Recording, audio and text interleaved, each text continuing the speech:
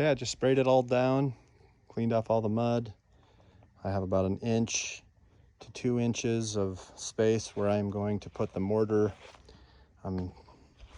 Mixed with like a brown coloring so that it matches as best as I can. And these are the different colors. There's 4 different colors at Lowe's: terracotta, charcoal, buff, and red. Okay, now I'm going to mix up a bag of cement with some coloring. I want it to match my pavers, and I got this at Lowe's, and the color buff I think is going to work the best. You don't want to breathe this stuff in.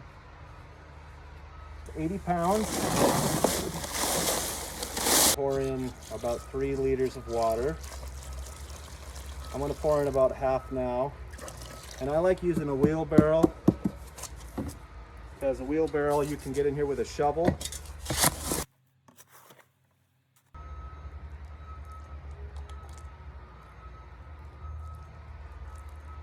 That's about half.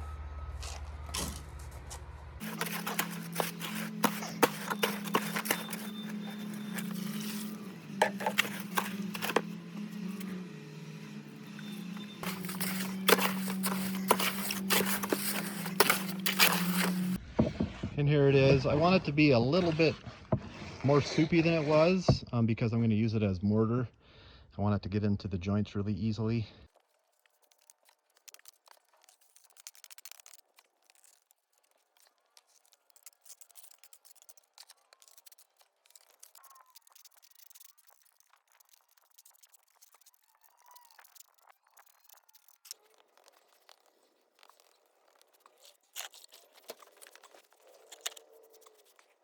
See, it makes a difference when it's not gray.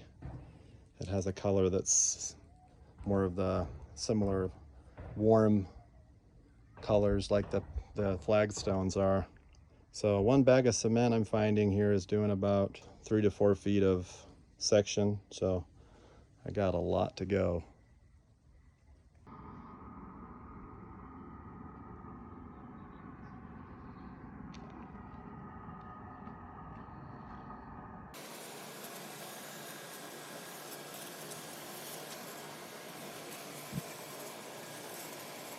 Here's the path after I sprayed it down, got rid of a lot of the residue. There's still a little residue left over from the coloring, but it will eventually come off. It comes off really easy, actually.